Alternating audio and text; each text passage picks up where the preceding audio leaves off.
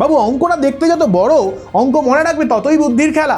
এই ডিটারমিনেন্টটা দেখেও কিন্তু তোমাদের তাই মনে হতে পারে যে এখানে দেখো পি এর P Q R S T lambda এই দিয়ে একটা পুরো বড় ইকুয়েশন দিয়েছে, ডান দিকে এত বড় একটা ডিটারমিনেন্ট দেওয়া, এবার জানতে কি চেয়েছে টি এর মান কত। কি মনে হচ্ছে যে এই বড় ডিটারমিনেন্টটাকে সলভ করতে হবে স্যার? এত বড় ডিটারমিনেন্ট পরীক্ষায় সময় পাবো কি করে? Third semester HS MCQ. তাহলে চলো বাবু ট্রিকে শেখাবো। দেখো বাবু টি এর সাথে ল্যামডা নেই, বাকি আমার টি এর ভ্যালুই জানতে চেয়েছে, তাহলে আমি ল্যামডাগুলোকে না জিরো করে দেবো। কেন জিরো করলে বাবু এই পুরো পার্টে সবাই জিরো হয়ে উড়ে চলে যাবে। তাহলে এদিকে টি পড়ে থাকলো, এখানে জিরো বসাও জিরো, এখানে -1, এখানে -3, ল্যামডার জায়গায় জিরো বসাচ্ছি -1, জিরো বসালাম জিরো, জিরো বসালাম -4, জিরো বসালাম -3, জিরো বসালাম 3, জিরো বসালাম জিরো।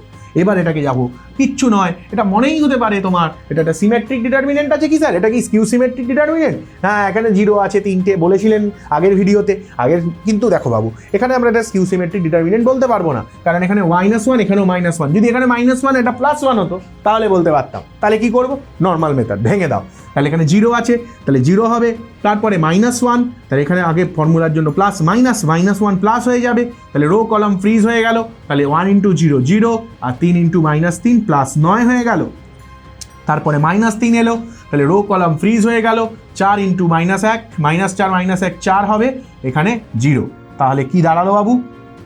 তাহলে দাঁড়ালো এখানে বেসিক্যালি 9 আর এখানে 3 × 4 = 12, তাহলে -3। তার মানে টি এর ভ্যালু, এটা তো টি এর ভ্যালু, তাহলে টি এর ভ্যালু -3। বলো বাবু বোঝা গেল না যায়নি? তারপরে পুরোটাই কিন্তু মাথায় বুদ্ধির খেলা। তাহলে তোমরা কমেন্ট করে বলো তোমরা আরও এরকম অঙ্ক চাও কিনা, তাহলে পরের ভিডিওতে আরও এরকম অঙ্ক নিয়ে আসবো।